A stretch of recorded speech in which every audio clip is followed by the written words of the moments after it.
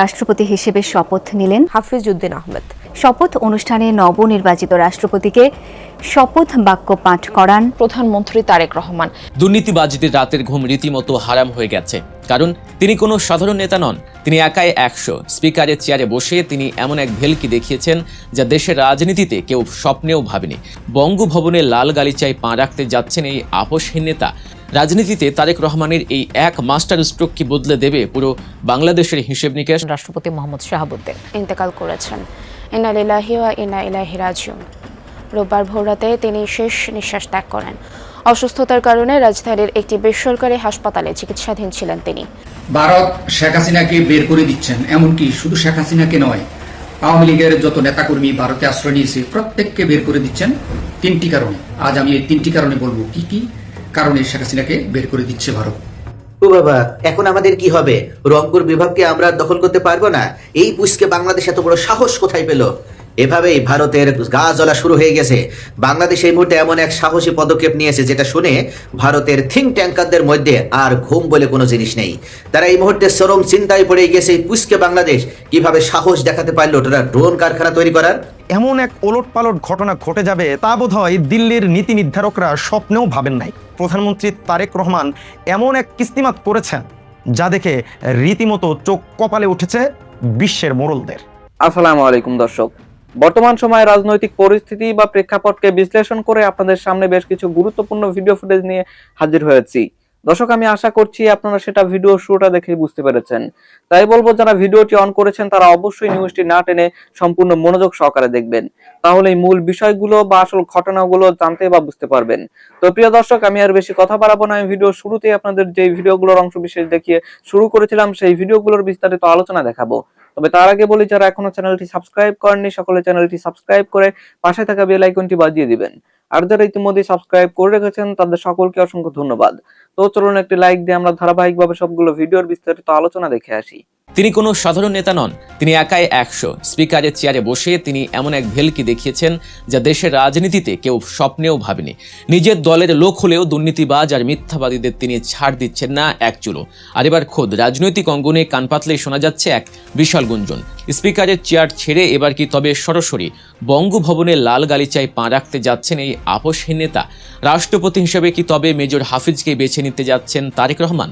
রাজনীতিতে তারেক রহমানের এই এক মাস্টার স্ট্রোক কি বদলে দেবে পুরো বাংলাদেশের হিসেব নিকেশ? ঘটনার শুরু খুব বেশি দিন আগের নয়। শেরেবাংলা নগরের জাতীয় সংসদ ভবনের ভেতরে ঘটে যায় এক অভূতপূর্ব কাণ্ড যা দেখে সবার চোখ কপালে ওঠার জোগাড়। সংসদে তখন পিনপতন নীরবতা। ঠিক সেই মুহূর্তে তারেক সরকারের এক বিশাল ক্ষমতাধর মন্ত্রী হুট করে দাঁড়িয়ে বিরোধী দলের দিকে আঙুল তুলে গলা বাজিয়ে শুরু করলেন। সোজা কথায় তিনি বলে বসলেন, বিরোধী দলে নাকি কোনো আসল বীর মুক্তিযোদ্ধা নেই। এমন বেফাঁস কথায় পুরো সংসদ কক্ষে রীতিমতো লঙ্কা কাণ্ড বেঁধে যাওয়ার উপক্রম। কিন্তু স্পিকারের সবচেয়ে দামি চেয়ারে বসে থাকা মেজর হাফিজ এসব হজম করার পাত্র নন। তিনি 1 সেকেন্ডও সময় নষ্ট করলেন না। মাইক অন করে বেশ কড়া গলায় ওই মন্ত্রীকে থামিয়ে দিলেন। বুক চিতিয়ে সবাইকে জানিয়ে দিলেন, বিরোধী দলেই এমন এক বীর আছেন যার সাথে তিনি নিজে 1971 সালে কাঁধে কাঁধ মিলিয়ে যুদ্ধ করেছেন। স্পিকারের এমন কড়া কথায় তারেক সরকারের মন্ত্রীদের রীতিমতো হাওয়া টাইট হয়ে যায়। সেই মন্ত্রী মাথা নিচু করে নিজের সিটে গিয়ে বসে পড়েন। অন্যদিকে বিরোধী দল জামায়াত ইসলামীর নেতারা খুশিতে টেবিল চাপড়ে হাততালি দিতে শুরু করেন। সরকারি দলের স্পিকার হয়ে বিরোধী দলের পক্ষে এমন সাফাই গাওয়ার সাহস বাংলাদেশের রাজনীতিতে খুব কম মানুষেরই আছে। এই ঘটনার পর থেকেই সরকারি দলের ভেতরে একটা বড় কাঁপুনি ধরেছে। সবাই বুঝতে পেরেছে এই লোক কারো কথায় উঠবস করার মতো পাত্র নন। তার এই দাপুটে স্বভাবের কারণে অনেকেই তখন তার সামনে কথা বলতে গিয়ে ভিমরি খাচ্ছিলেন। দুর্নীতিবাজ আর মিথ্যাবাদী মন্ত্রীদের নাকে দড়ি দিয়ে ঘোরানোর ক্ষেত্রে এই পাক্কা খেলোয়াড় এক বিন্দু ছাড় দিতে রাজি নন। আরেকটি ঘটনা সবার চোখ আরও ভালোভাবে খুলে দিয়েছে।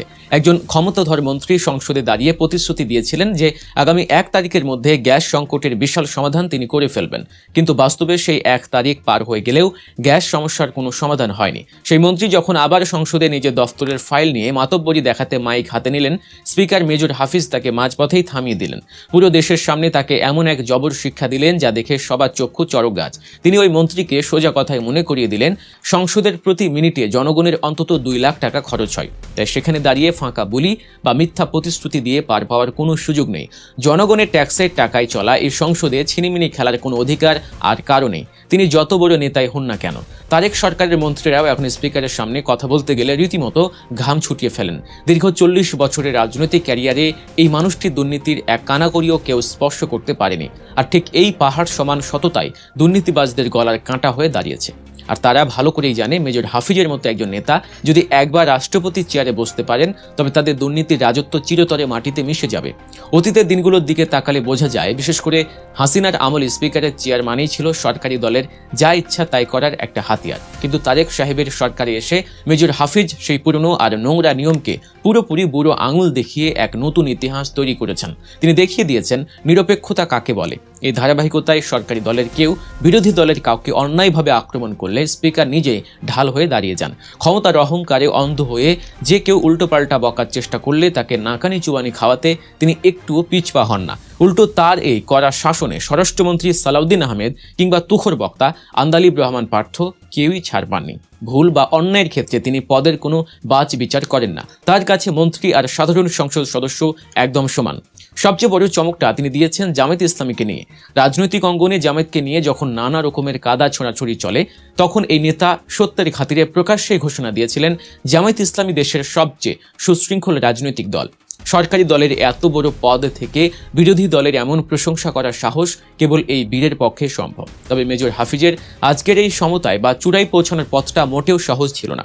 1971 সাল থেকে শুরু করে 2024 সাল পর্যন্ত এই মানুষটির জীবনের প্রতিটি বাঁক যেন এক একটি সিনেমা। হাসিনার আমলে রাজপথে লড়াই করতে গিয়ে নিজের জীবনে মোট 5 বার জেল খেটেছেন তিনি। তবুও তার ভেতরের তেজ এতটুকু কমেনি। তিনি কখনো ক্ষমতার লোভে কারো পা চাটেননি, করেননি কোনো সস্তা চামচামি। 1986 সালে ভোলার মানুষের ভালোবাসায় প্রথমবারের মতো সংসদ সদস্য হন তিনি। এরপর 1992 সালে বিএনপিতে যোগ দিয়ে ধাপে ধাপে মন্ত্রী এবং দলের সবচেয়ে বড় নীতি নির্ধারণী ফোরাম জাতীয় স্থায়ী কমিটির সদস্য হয়েছেন। 2007-8 সালে সেনা সমর্থিত সরকারের আমলেও দলের ভেতরে এক বড় ঝামেলার মুখে পড়েন তিনি। সে সময় শোকজ নোটিশও পেতে হয়েছিল তাকে। এখানেই শেষ নয়, 2018 সালে নির্বাচনের আগেও তাকে ঘিরে নতুন দল গঠনের বিশাল গুঞ্জন ডালপালা মেলেছিল, যেখানে ক্রিকেটার সাকিব আল হাসানেরও যোগ দেওয়ার কথা ছিল। অনেকেই তখন ভেবেছিলেন হাফিজ হয়তো এবার দল ছাড়বেন, কিন্তু এত মান অভিমান আর ঝড়ের পরেও তিনি কখনো দল ছাড়েননি। দীর্ঘ 4 দশকে তিনি এক দলে নিজের জায়গা ধরে রেখেছেন। তার এই লম্বা সময় ধরে লেগে থাকা আর সততার বড় পুরস্কারটা আসতে যাচ্ছে 2026 সালের পর। রাজনৈতিক পট পরিবর্তনের পর প্রধানমন্ত্রী তারেক রহমান তাকে প্রথমে মুক্তিযুদ্ধ বিষয়ক মন্ত্রী বানান, এরপর তাকে বসিয়ে দেন সংসদের সবচেয়ে বড় স্পিকারের চেয়ারে। তারেক রহমান খুব ভালো করেই জানতেন কাকে কোথায় কখন বসাতে হয়, কারণ 2026 সালের এই জুলাই মাসে এসে ঢাকার অন্দরমহলে সবচেয়ে বড় খবর উঠছে বাতাসে। বর্তমান রাষ্ট্রপতি মোহাম্মদ শাহাবুদ্দিন চুপ্পুর বিদায় ঘণ্টা বেজে যাওয়ার পর সেই জায়গায় বঙ্গভবনের চেয়ারে মেজর হাফিজের নাম সবার উপরেই শোনা যাচ্ছে। আর এই খবর শোনার পর থেকেই অনেকের হাওয়া টাইট হয়ে গেছে। মাস্টার মাইন্ড হাফিজকে আটকাতে দলের ভেতরেই চলছে বিশাল ষড়যন্ত্র।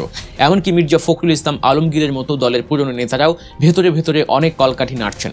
বিশেষ করে জামায়াতে ইসলামী নিয়ে মেজর হাফিজের কথাবার্তা এবং অতীতের এই সেনা সমর্থিত সরকারের আমলের পুরনো ঝামেলাগুলো সামনে এনে তাকে বেকায়দায় ফেলার চেষ্টা করা হচ্ছে জোট কদমে। বিএনপির একটা অংশ কোনোভাবেই চাইছে না হাফিজের মতো একজন চরম সত্যবাদী নেতা রাষ্ট্রপতির চেয়ারে বসুক। অন্যদিকে দুর্নীতিবাজ নেতারা তো তেলে বেগুনে জ্বলে উঠেছেন। তারা বুঝতে পেরেছেন হাফিজ যদি বঙ্গভবনে ঢোকেন তবে তাদের খেল চিরতরে খতম হয়ে যাবে।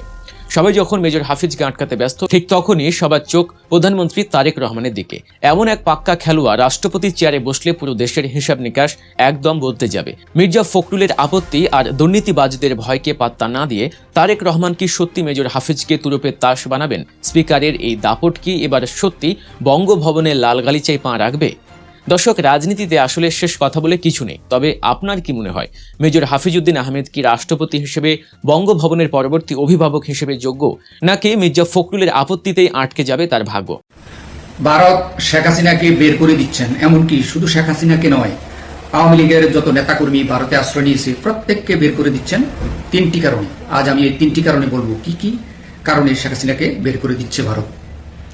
শেখ হাসিনাকে যখন বের করেই দিবি, নিজে থাকতেই পারবেন না, তখন তিনি সিদ্ধান্ত নিয়েছেন তিনি ঝুঁকি নিয়ে ডিসেম্বরে দেশে আসবেন, এমনকি আত্মসমর্পণ করবেন। মূল কারণ হচ্ছে তাকে থাকতে দেওয়া হচ্ছে না। যে 3 কারণে, আজ এই 3 কারণে বলছি। 1 নম্বর কারণ হচ্ছে শেখ হাসিনা জাতিসংঘের রিপোর্ট অনুসারে আন্তর্জাতিক একজন চিহ্নিত অপরাধী, খুনি, সন্ত্রাসী, ফেসিস্ট। এটা প্রমাণিত, সারা বিশ্বে এটা প্রমাণিত। জাতিসংঘে প্রমাণিত হওয়া মানে সারা বিশ্বে প্রমাণিত। তাই জাতিসংঘ ইন্ডিয়াকে ভালো চোখে দেখছে না। এমনকি আমেরিকা বা ভারতের সাথে যে একটা সুসম্পর্ক ছিল, তাদের যে একটা মিত্র রাষ্ট্র ছিল, শুধু এই শেখ হাসিনাকে কেন্দ্র করে এই ভারত এবং আমেরিকার মিত্র থেকে শত্রুতে পরিণত হয়েছে। এক নম্বর কারণ হচ্ছে এটা, তাকে এর জন্য ইন্ডিয়া বের করে দিতে বাধ্য, বের করে দিবে। আর দুই নম্বর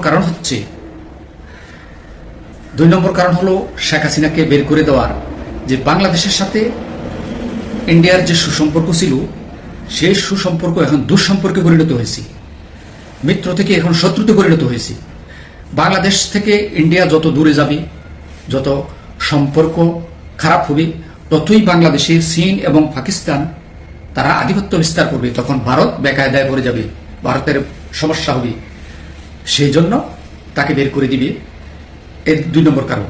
আর তিন নম্বর কারণ হচ্ছে ভারতের জনগণ, ভারতের যে সচেতন মহল, তারা বলছে শেখ হাসিনা কোন আইনে, কোন যুক্তিতে তিনি আমাদের দেশে থাকবে। ও বাবা, এখন আমাদের কি হবে? রংপুর বিভাগকে আমরা দখল করতে পারবো না? এই পুষ্কে বাংলাদেশ এত বড় সাহস কোথায় পেল? এভাবেই ভারতের গা জ্বলা শুরু হয়ে গেছে। বাংলাদেশ এই মুহূর্তে এমন এক সাহসী পদক্ষেপ নিয়েছে, যেটা শুনে ভারতের থিঙ্ক ট্যাঙ্কারদের মধ্যে আর ঘুম বলে কোনো জিনিস নেই। তারা এই মুহূর্তে চরম চিন্তায় পড়ে গেছে, পুষ্কে বাংলাদেশ কিভাবে সাহস দেখাতে পারলো তারা ড্রোন কারখানা তৈরি করার, এমনকি অত্যাধুনিক প্রযুক্তির বিমান ঘাঁটিও তারা তৈরি করতে যাচ্ছে। এভাবে একের পর এক সাহসী পদক্ষেপ নিয়েছে যে বাংলাদেশ, তাহলে এই বাংলাদেশকে আমাদের হাত গলে ফসকে যাচ্ছে। এটা কোনোভাবে আমরা আর মেনে নিতে পারছি না। একের পর এক বাংলাদেশের এই সাহসী পদক্ষেপগুলো ভারতের ঘুম হারাম করে দিয়েছে। নরেন্দ্র মোদীর ছটফটানি শুরু হয়ে গেছে, গা জ্বলা শুরু হয়ে গেছে। এমন একটি খবর যা শুনলে আপনার বুক গর্বে ফুলে উঠবে। অত্যাধুনিক যুদ্ধ ড্রোন এখন তৈরি হতে যাচ্ছে বাংলাদেশে। তুরস্কের সাথে যৌথ উদ্যোগে বগুড়ায় এই মেগা ড্রোন কারখানা হবে। প্রতিবেশীর চাপ উপেক্ষা করে ভারতের বিরুদ্ধে মেরুদণ্ড সোজা দাঁড় করিয়ে এই সাহসী পদক্ষেপ নিয়েছে অবশেষে আমাদের বাংলাদেশ। সম্প্রতি স্থানীয় সরকার প্রতিমন্ত্রী মীর শাহেদ আলম, তিনি সচিবালয়ে বাংলাদেশ সেক্রেটারিয়েট রিপোর্টার্স ফোরামে তিনি স্পষ্টভাবে জানিয়ে দিয়েছেন। তিনি উল্লেখ করেছেন, প্রধানমন্ত্রী তারেক রহমানের নির্দেশনায় তুরস্কের সহযোগিতায় বগুড়া বিমান ঘাটির পাশেই এই ড্রোন উৎপাদন কারখানা স্থাপন করা হবে। শুধু ড্রোন কারখানায় নয়, আরো একটা চমক উপহার দেওয়া হয়েছে তারেক রহমানের পক্ষ থেকে। বগুড়া বিমানবন্দরকে এবার পুরোপুরি আন্তর্জাতিক মানের আধুনিক বিমানবন্দরে রূপান্তরিত করা হবে। একই সাথে উত্তরাঞ্চলে বাংলাদেশ বিমান বাহিনীর প্রথম বিশেষায়িত বিমান ঘাঁটিও স্থাপন করা হবে, এবং সেটার অনুমোদনও আমাদের এই সাহসী, সৎ এবং যোগ্য প্রধানমন্ত্রী প্রদান করেছেন। অর্থাৎ এমন প্রধানমন্ত্রী তো আমরা 55 বছরে খুঁজে ফিরেছি, কিন্তু কখনো আমাদের সামনে এমন প্রধানমন্ত্রী আমরা পাইনি। জিয়াউর রহমান আমাদের দেশটাকে সঠিক পথে নিয়ে যাওয়ার চেষ্টা করার মাধ্যমেও তাকে হত্যা করা হয়েছিল এবং তার সেই পথটাকে রুদ্ধ করে দেওয়ার চেষ্টা করা হয়েছিল। তারা ভেবেছিল প্রেসিডেন্ট জিয়াউর রহমানকে হত্যা করে দিতে পারলেই এই বাংলাদেশের মেরুদণ্ড ভেঙে পড়বে, আর কেউ বাংলাদেশকে সামনে এগিয়ে নিয়ে যাওয়ার স্বপ্ন দেখতে পারবে না, সেটা বাস্তবায়ন তো দূরে থাক। অবশেষে আমাদের মাঝে আমাদের সেই সাহসী মরহুম প্রেসিডেন্ট তারেক রহমানের ভিতরে ফিরে এসেছেন, এবং একের পর এক এই সাহসী প্রধানমন্ত্রী তিনি সঠিক পথে ধাবিত হওয়ার মাধ্যমে দেশটাকে সামনের দিকে এগিয়ে নিয়ে যাওয়ার দীপ্ত প্রত্যয় তিনি গ্রহণ করেছেন। বগুড়া বিমানবন্দর পাকিস্তান আমলে তৈরি, দীর্ঘদিন ধরে অবহেলিত ছিল রাজনৈতিক প্রতিহিংসার কারণেও। শহীদ প্রেসিডেন্ট জিয়াউর রহমান এবং বেগম খালেদা জিয়ার আমলে উন্নয়নের চেষ্টা হয়েছিল, কিন্তু তা বাস্তবায়িত হতে পারেনি। এবার আর কোনো বাধা নেই, প্রধানমন্ত্রী তারেক রহমানের নেতৃত্বে কাজ পুরোদমে এগোচ্ছে। কিন্তু প্রশ্ন তৈরি হচ্ছে যে তুরস্কের সাথে কেন এই জোট? তুরস্ক বর্তমান বিশ্বের ড্রোন প্রযুক্তিতে শীর্ষস্থানে একটি দেশ।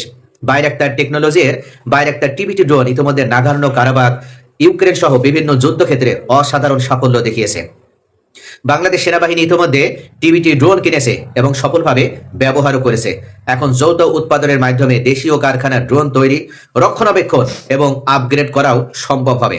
এতে প্রযুক্তি হস্তান্তর ঘটবে, শত শত তরুণ প্রকৌশলী প্রশিক্ষিত হতে পারবে, এবং আমরা বিদেশি নির্ভরতা থেকেও মুক্তি হব। অর্থাৎ আমাদের দেশের যে সমস্ত সোনার ছেলেরা তারা বিদেশে পড়াশোনা করার মাধ্যমে উপযুক্ত স্পেস পায় না, তারা অবশেষে এই দেশে উপযুক্ত স্পেস পাবে। এই প্রকল্প ফোর্সেস গোল 2030 এর অংশ। উত্তর সীমান্ত ও বিস্তীর্ণ সমভূমিতে 24 ঘন্টা নজরদারি, দ্রুত তথ্য সংগ্রহ এবং জরুরি অবস্থায় তাৎক্ষণিক আক্রমণ ক্ষমতা অনেক গুণ বৃদ্ধি পাবে। নতুন যুদ্ধ বিমানগুলোকে এই ঘাঁটিতে মোতায়েন করা হবে, ফলে দেশের আকাশ সীমা রক্ষায় বগুড়া হয়ে উঠবে অত্যন্ত গুরুত্বপূর্ণ কৌশলগত এক কেন্দ্র। শুধু প্রতিরক্ষা নয়, এই প্রকল্প উত্তরাঞ্চলের অর্থনীতিকে পুরোপুরি বদলে দিবে। আন্তর্জাতিক বিমানবন্দরের কারণে বাণিজ্য বাড়বে, এমনকি ড্রোন কারখানায় শত শত কোটি টাকার বিনিয়োগও আসবে। স্থানীয় যুবকদের জন্য উচ্চ বেতনের চাকরি তৈরি হবে। বগুড়ায় শুধু কৃষি অঞ্চল হিসেবে আর বগুড়া সমাধিত থাকবে না, বগুড়া উন্নত শিল্প এবং প্রযুক্তি হাবে পরিণত হবে। এতে জাতীয় জিডিপিতেও বড় অবদান রাখতে সক্ষম হবে আমাদের বগুড়া। তো ভাইরা, এটা খোলাখুলি বলা যায় এই পদক্ষেপ ভারতকে অস্বস্তিতে ফেলে দিয়েছে। তারা চায় না বাংলাদেশ স্বাধীনভাবে প্রতিরক্ষা সক্ষমতা বাড়াক, কিন্তু বাংলাদেশ সাহসিকতার মাধ্যমে তারা আর থেমে থাকতে চায় না, কোন রাষ্ট্রের অধীনে থাকতে চায় না। তুরস্কের মতো একটি শক্তিশালী ভিত্তির সাথে হাত মিলিয়ে এই বাংলাদেশ দেখিয়ে দিচ্ছে যে আমরা আর কারোর ইশারায় চলবো না। এই জোট শুধু ড্রোন নয়, ভবিষ্যতে ট্যাঙ্ক, রকেট সিস্টেম সহ আরো অনেক প্রতিরক্ষা সরঞ্জামের যৌথ উৎপাদনের দরজা খুলে দিচ্ছে।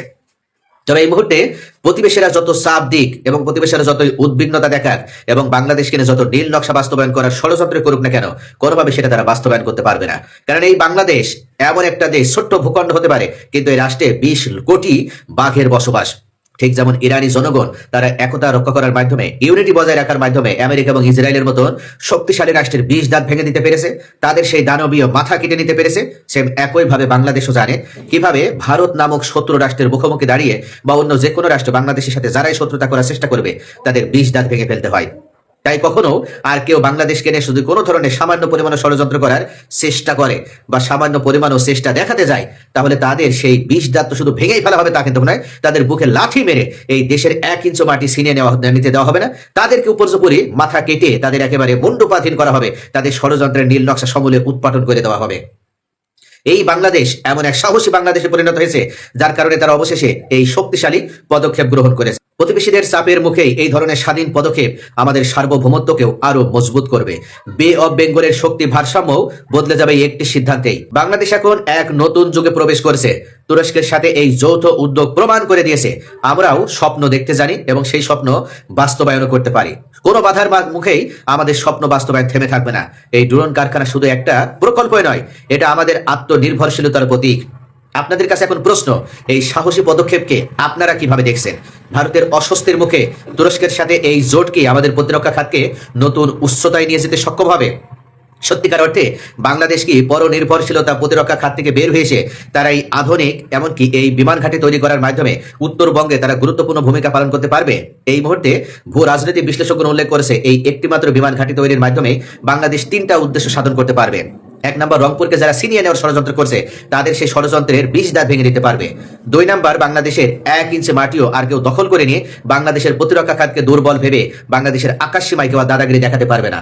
এবং 3 নাম্বার, এই বিমান ঘাঁটিতে একই সাথে যেমন ড্রোন কারখানা তৈরি হচ্ছে, যেমন এটা বিমান বন্দর হবে, সেম একইভাবে এখানে অত্যাধুনিক প্রযুক্তির বিমান ঘাঁটি রাখার ব্যবস্থাও করা হচ্ছে। অর্থাৎ সব মিলিয়ে বাংলাদেশের জন্য অত্যন্ত গুরুত্বপূর্ণ এই বিমান ঘাঁটিটি বাংলাদেশের নিরাপত্তায় ভূমিকা পালন করবে বলে এই ভূ রাজনৈতিক বিশ্লেষকরা মনে করছে। দর্শক, আমি আশা করছি আপনারা সকলে অত্যন্ত মনোযোগ সহকারে সবগুলো ভিডিও দেখেছেন। এমনকি দর্শক, যদি এই ভিডিওগুলো সম্পর্কে আপনাদের কোনো মতামত থেকে থাকে তাহলে তো অবশ্যই জানাবেন। দর্শক, নিউজটি শেষ করছি এখানেই, ফিরছি পরবর্তী নিউজে নতুন কোনো টপিকে। আল্লাহ হাফেজ।